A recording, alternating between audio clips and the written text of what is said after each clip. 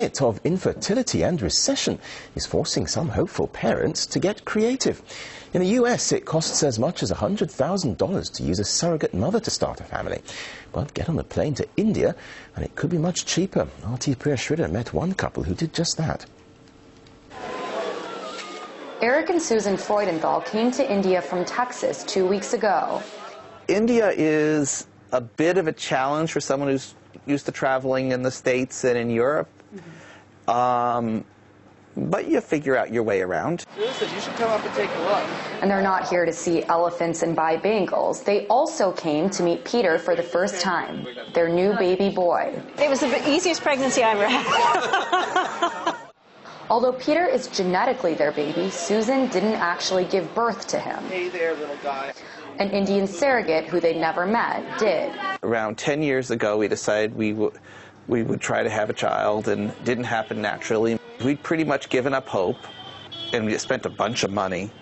And that's when we just realized Indian surrogacy was actually something that was reasonable.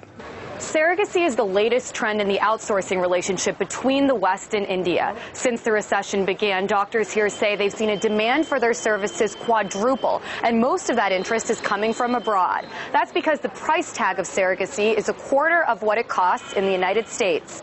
Eric and Susan found this Delhi fertility clinic online while they were at home in the U.S.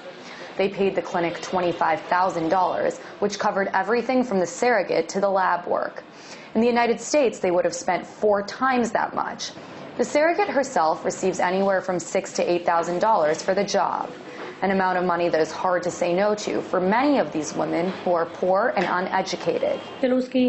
For people here, it's a huge amount of money, much more than they could possibly make in a whole year.